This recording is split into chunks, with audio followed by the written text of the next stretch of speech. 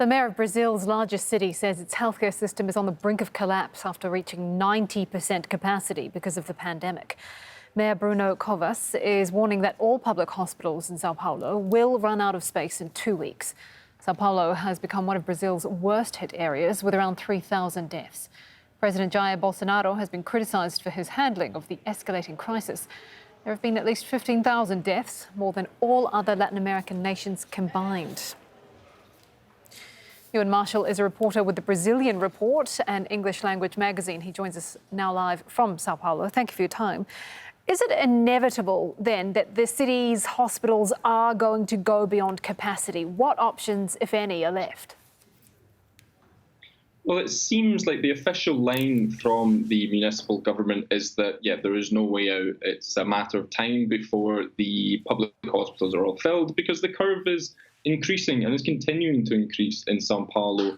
The other option, which has been talked about recently by the mayor, is to impose a full-scale lockdown on the city of São Paulo. So São Paulo has only had these kind of basic social isolation measures where all non-essential businesses are closed, but still it's not that well enforced. We're still seeing around, over 50% of the population are still circulating on the streets. So the idea is that now, to try to avoid this collapse, a last-minute effort to try and avoid it, they might even impose a full-scale lockdown in the city. OK, state governors control those lockdowns, but still, what role has the president's attitude towards the pandemic had? How has it impacted the numbers that we're seeing now?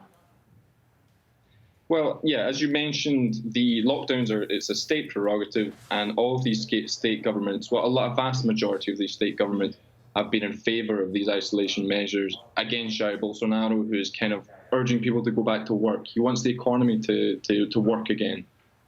He's trying to avoid this massive recession that is probably going to come and hit Brazil soon. But we've seen that his speech, his message of anti-isolation, of playing down the effects of the virus, is having an effect on the population's mindset.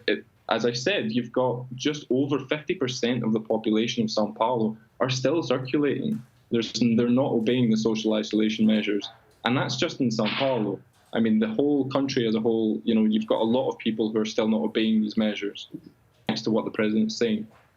How do you, how would anyone enforce these measures, these lockdowns, these social distancing restrictions? I believe there's, 12 million people in São Paulo, many of them packed very tightly together, many people who live hand to mouth and need to work. I mean, is enforcing this going to be difficult?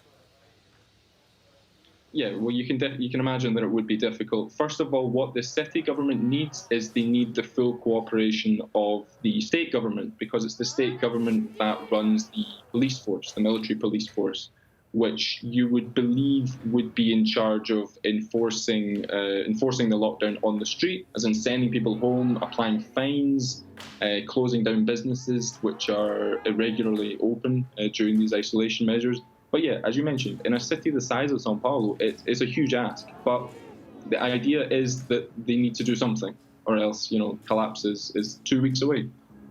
Thank you for your time. Euan Marshall there, a reporter with the Brazilian Report. Thank you.